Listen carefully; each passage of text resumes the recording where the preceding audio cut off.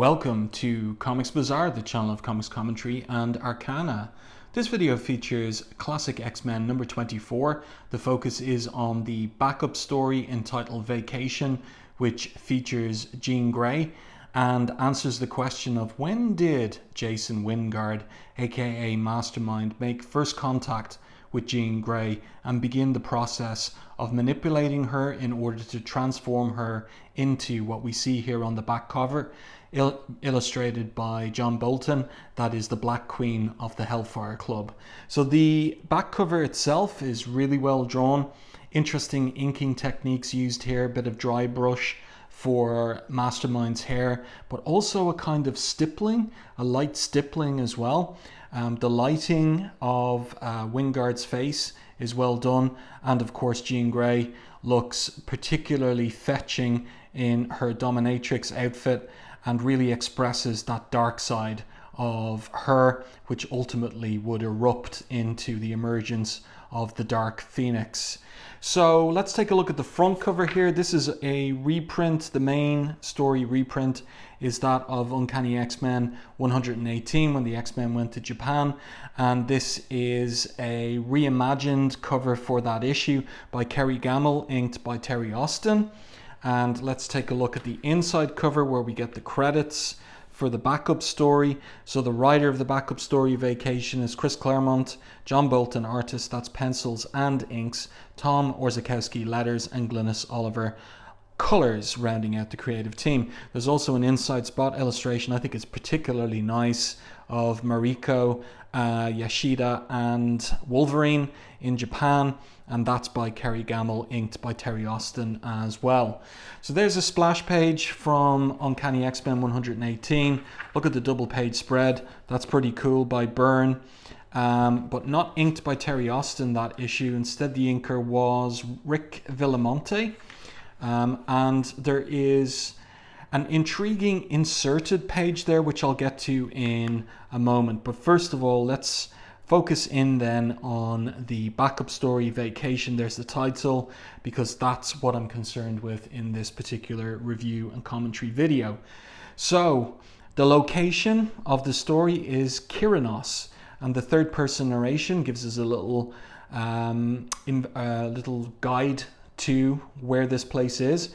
When you sail the Cyclades, that chain of sun-washed islands to the south and east of Greece, scattered across the Aegean Sea, it's a lot like stepping through a time warp, leaving the modern madcap world behind for a slower, simpler way of life that in many essential ways is the same today as when Jason and his Argonauts sought the fabled Golden Fleece. The stark, wild beauty of the place appeals to Jean Grey's eyes, the ageless peace to her senses. The moment she steps ashore, she knows she's made the right decision coming here. But this will prove to be ironic on quite a number of levels. But beautiful art here. I'm pretty sure that John Bolton is using photo reference for these images of the yacht, or is it a ferry, and also the port there of the island of Kyranos. Yeah, really, really great stuff. And again, you can see that kind of stippling that he's doing for the drapery of Jean Grey's summer dress. Now, what's the context for Jean taking a vacation to the Greek islands? Well, she believes that her former teammates, the X-Men, and her beloved Cyclops are dead. So that's the current setup here for her taking this vacation. And then what happens? A complication in the plot. Then a moment later, her reverie is rudely broken. So these little street kids, or island kids, they grab her bag and they push her into the water. And this fisherman, he picks her up out of the water, and she thinks, well, it'll take, or rather she says to him in Greek, it'll take me a while to get over the embarrassment all those years in New York. And she thinks to herself, not to mention the X-Men, you think I'd have learned to be more careful. Terrific. What's the use of being Phoenix if my telepathic power won't warn me of any attacks, and my telekinesis won't keep me out of the drink? Didn't even get a decent look at the little creeps. Right decision coming here. Right, she says. And then much later, she goes to the police station. Really like the detail of the old man or woman here walking in the direct sun of the Greek islands and the Aegean Sea. It's all really well drawn by John Bolton. And Jean is emerging from the police station, not having had any joy. No money, no clothes, no passport, no help, she thinks to herself. I'm stuck on this rock. And see how this idyllic island is now just simply a rock, now that she's bereft of her belongings. Anyway, in her thoughts, she continues, I'm stuck on this rock until replacements arrive from Athens, and who knows how long that'll be. And if I have to go hungry and sleep outdoors till then, tough, stupid, overbearing, stuffed shirt jerk of a police chief. I could use my powers to fly to the mainland or persuade someone to take me, but I've a feeling that'll make matters only worse. I don't want to break any laws if I can help it. And then a man appears behind her. There he is, established, waiting for her, in a sense, to come out of the police station. He walks down the steps to her. Excuse me, he says in English, but I couldn't help overhearing your conversation in there. If you're in some trouble, I should like very much to help. Now, this is also inserted, this moment is inserted into the reprint of Uncanny X-Men 118. Let me just find it, if I can't, there it is. So there's a cutaway. So this is a new page inserted into the reprint of 118. From night to day, from the Pacific to the Aegean, from the Japanese islands to the Cyclades, where someone else is worried about getting home. So she's in the police station. Look, it looks different from the way that John Bolton drew it, but never mind. Captain, haven't you heard a word I said, says Jean. Someone stole my bag, all my clothes, my money, my passport, everything.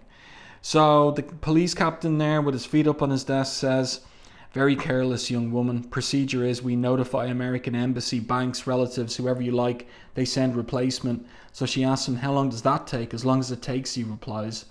And in Greek, he says, and that child can be quite a while, and we'll see in the meanwhile. And he thinks to himself, how long your arrogance lasts when you're forced to sleep on the street and beg for food. So Jean picks up on those uncharitable thoughts. His thoughts, I have to control my reactions. I can't let him see I'm reading his thoughts, she thinks. And then she says, perhaps I can go to Athens. Impossible. You cannot travel without proper documents. Until they come, you must stay. Why is that not a surprise? She says, thank you, Captain, for all your help. And as he says, my pleasure, he falls off his chair. Nothing like telekinesis. She pushed him to teach nasty, overbearing slobs a lesson that was mean of me, she says, but it felt so good. And even that portends the state she's in for the manipulation of Mastermind. But who's this guy, first of all? Excuse me, but I couldn't help overhearing your conversation in there. If you're in some trouble, I should like very much to help. Which puts us back to vacation. Whoops. And let's see. Here we are. Here he is. And she responds and says, well, I'm not really sure. Would you consider being robbed of everything you possess some trouble? And he replies, anywhere but Kyranos, probably so. But on this island, only the most minor of inconveniences. So she responds, do tell. And he introduces himself. I'm Nikos. She introduces herself in turn, Jean Grey. And he says to her, would you do me the honor of joining me for lunch? So she gets up from the steps. Under the circumstances, my friend, how can I refuse? So who is this guy? Is he simply a good Samaritan? Well, here they are enjoying lunch. That's a beautiful panel by John Bolton. Again, he had to have been using some photo reference for some of these locations in the story. And Jean asks Nikos, do you make a habit of rescuing stranded tourists? And he replies, putting on the charm, what better way of meeting lovely ladies? And she says, you mean this is part of some dark, devious plot? Of course, he replies. However did you guess? And of course, that will prove ironic. Don't you know I can read minds, she says.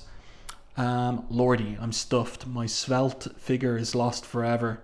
And again, the charmer replies, not from where I sit. And she picks up on it. Is this what they mean by old world gallantry?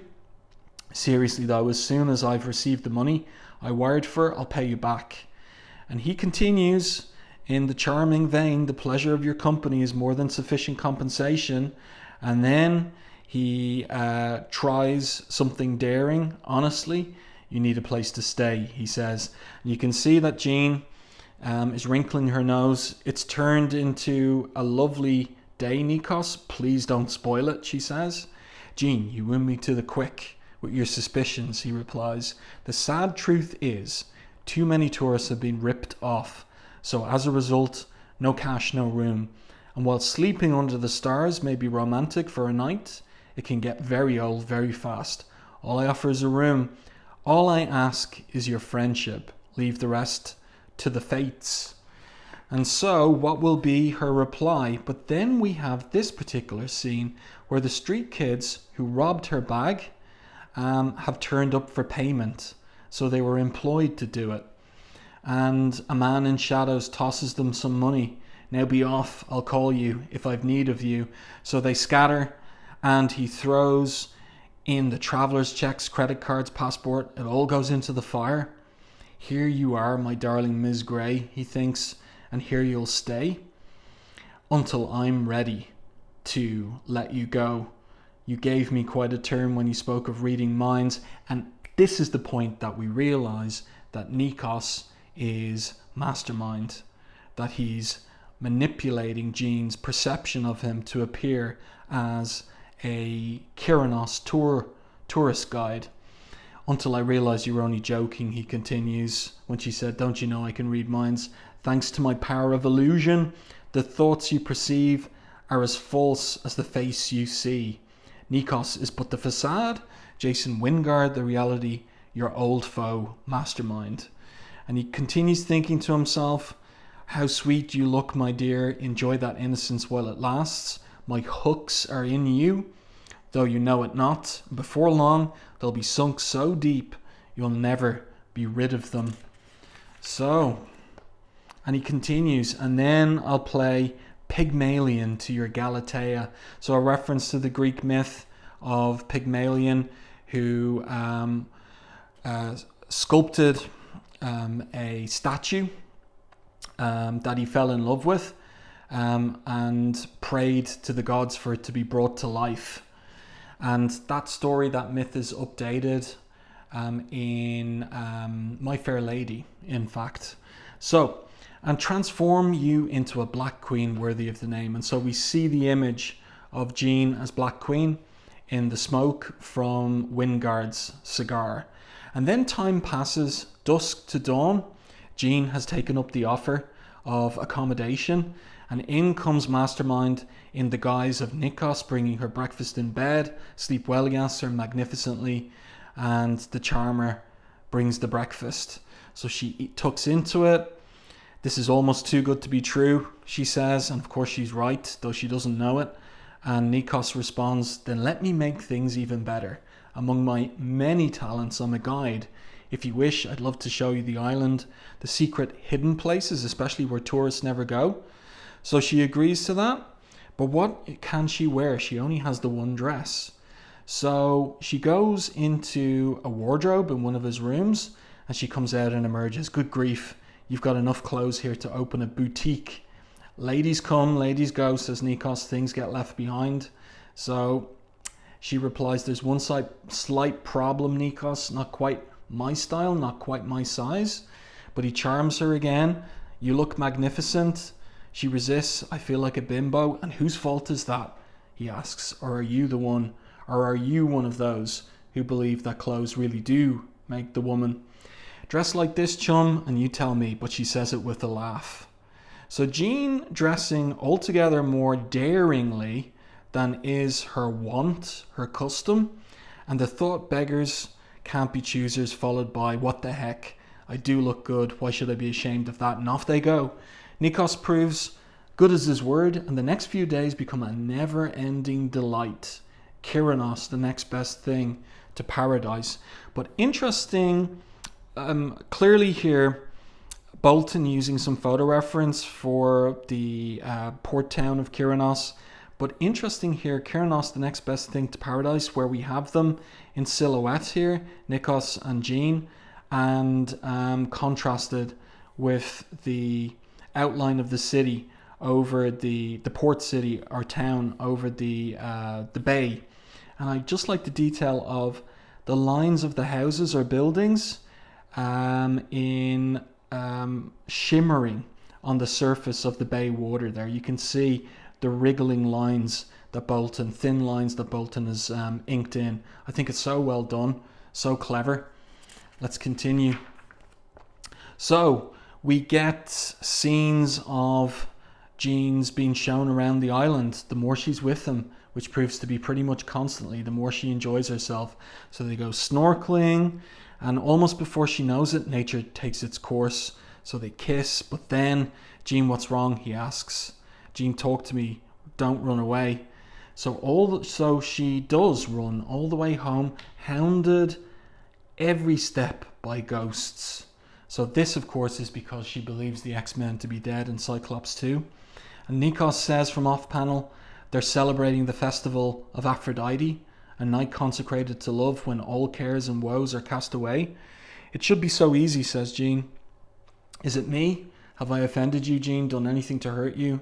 Asks Nikos as he kisses her shoulder. No, she says, I was in love and he left you. He died, she says. People tell me that I shouldn't blame myself, that I couldn't have saved him, but deep down inside, I don't believe them. I should have found a way, but I failed, and it hurts more than I ever dreamed possible. Great acting here by Bolton for her body language, as well as she's holding her hands around her legs, kind of holding herself almost in a upright fetal position as she's kind of comforting herself, and then looking away from Nikos. To mourn, that is natural, he says to her, but to shut yourself away from life, to deny all feelings, where's the sense in that? She replies, if I don't feel, I can't be hurt. And he says, is the pain so awful it makes you turn your back on joy? And her response is, I appreciate what you're trying to do, Nikos, but I'd rather really be left alone. And his response is, as he stands up, that time enough for that when you are dead. And of course, there's all kinds of ironies here for the reader reading this from the vantage point of 1988 in terms of what would happen in the future for Jean, the Jean that is possessed by the Phoenix. Share the celebration, laugh with me, love with me, live, he exclaims. Fantastic top-down three-point perspective shot there by Bolton, really well done. And so they enjoy the feast of Aphrodite. Reluctantly, she takes his hand and the night dissolves into a myriad of sparkling, swirling sensations. The music strikes a resonant chord in her blood. The strong drink of the islands ignites that blood, and Nikos's touch fans the flames white hot. Emotions run riot through her mind, raw, primal, almost savage, so intense that they take her breath away, as locals and visitors alike are swept up by the passion of the moment. Her telepathic power touches every consciousness about her, an awareness she's able to mute but not entirely shut out. Tonight she doesn't mind, for the thoughts she perceives are joyous ones. Perhaps she wonders the festival is more than a tourist entertainment. Perhaps there's a true magic here. She doesn't care, as for the first time in weeks, the terrible ache in her heart begins to ease. So Bolton using photo reference for the panels here for sure, but I like the storytelling of the establishing of the temple rune there up on the hill, and then we see that he's brought Jean up to the hilltop and they're looking out over the bays of the island in the moonlight. I love Glynis Oliver's palette there as well, the purple sky, the blue of the sea, and the green, the light green there of the ruined temple. So Nikos continues his seduction, and of course remember it's Mastermind. Was I right or was I right? He asks, and she replies, how is it, Nikos? You know me better than I do myself. I'm a guide, he says. It is my job, in this case my pleasure, to learn the lay of the land I traverse. With that knowledge, anything is possible. As I led your body to this temple mount, so might I lead your soul. Who knows where? Look, Jean, it must have been like this for the gods of old, living high above the mortal world on Olympus, gazing down at humanity, knowing we existed solely by their sufferance, able to shape man's destiny for good or ill with but a wave of the hand, to bring life or end it, living totally for themselves without care of the consequences of any action, a law forever unto themselves. Imagine such power, such glory. What you could do with it. People would fear you, respect you, worship you. So it appears she has, in her vulnerable state, her state of bereavement, being charmed by Nikos, has confided in him that she's a mutant and that she has powers, telepathy, telekinesis. And Jean responds, mutants wouldn't have to hide anymore. There'd be no more hatred. No more X-Men would have to die. And she uses her telekinesis to fly. Would that not be the most wondrous of worlds? Worth any price to bring about? Asks Nikos. Mutants are the modern gods, Jean, if you would but pick up the mantle. And she acquiesces. Yes, she exclaims. Now, playing out in this little scene is there's a biblical gospel allusion of the devil tempting Christ after he spends his time in the desert, where he's made promises of what the devil can do for him. And of course, Jesus Christ doesn't agree to any of those temptations, but Jean does. And that reveals the power of the dark side within her. So she accepts or acquiesces to becoming a modern god. Let's turn the page. And of course, manifestation of the Phoenix Force. Oh yes, she cries out. And Nikos is in shock by all that's holy. But you offer, O man, what I already possess, says Jean, for I am Phoenix. Now and forever the power of creation is mine. Through me the circle remains unbroken. From me comes the end, that is itself a new beginning. Mine is the fire that consumes, yet from its ashes brings forth new life. And in the middle of this, she has another thought. No, that isn't me. It's not what I want. And notice the speech balloons changing back to normal human speech balloons. So she runs again and says, Phoenix is a name, nothing more. I'm a human being. I'm Jean Grey. And here we see the illusion falling and Jason Wingard revealed. Lord love a duck, he says. Claremont does like his British slang. Poor darling's psyche's more fragile than I imagined, which is more good fortune than ever I hoped for. With Jean Grey's corruption comes my total victory over the X-Men, and make no mistake, my sweet beauty, you will be mine sooner than you suspect and far more easily than you dream possible, because you see, in your heart and soul, you already are the Black Queen. So this is all taking place in advance of Wingard's manipulation of Jean in issue 124 of Uncanny X-Men. So this is retrospective to that, retroactive continuity. Very, very clever stuff from Claremont in 1988 writing this story, and such beautiful illustrations by John Bolton. And one last comment on the art. You know, the location is the Cyclades, Kyranos specifically. In 1987, another British artist, Eddie Campbell, began his independent series, Bacchus, which was all about the Greek god, it's the Roman name, Bacchus, Dionysius, and his continuing adventures, let's put it that way, in the modern world. But in the course of those comics, he drew the Greek islands, Greece, temples, etc., etc. And I think, my guess is that probably Bolton saw some of those comics and got some inspiration for what he himself was doing here, illustrating the island in the daytime, you know, in the bright sunlight of the daytime here, and then the cooler colors of nighttime as well. Just fantastic work by Bolton. Oh yeah, at the back of this issue, there are a couple of Easter eggs, so to speak, or not Easter eggs, but like bonus pages. And here we see never before seen art from John Byrne and Terry Austin circa 1980. What is this? This seems to me to be the rejected Byrne cover for Uncanny X-Men 142, and it was replaced by a cover drawn by Terry Austin featuring a Sentinel zapping Wolverine, but it's more brutal looking. It's part 2 of the Days of Future Past story. And then here it looks like it's a rejected cover for Uncanny X-Men 169 by Paul Smith from 1982. So you got lots of little cool things in classic X-Men in the 1980s. What a great comic. And there's the original cover to, I think that's by George Perez.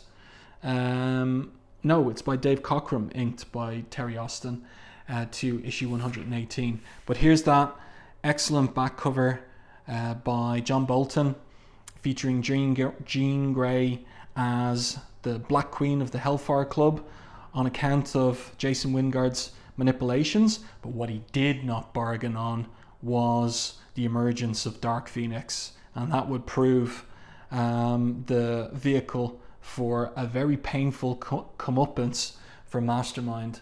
Well, I do hope that you enjoyed this review and commentary on the backup story, Vacation to Classic X-Men number 24. Let me know your thoughts on this one in the comments section. If you enjoyed my review and commentary, please like and share the video. It really does help the channel. And if you haven't done so already, subscribe to the channel and stay tuned for more content like this.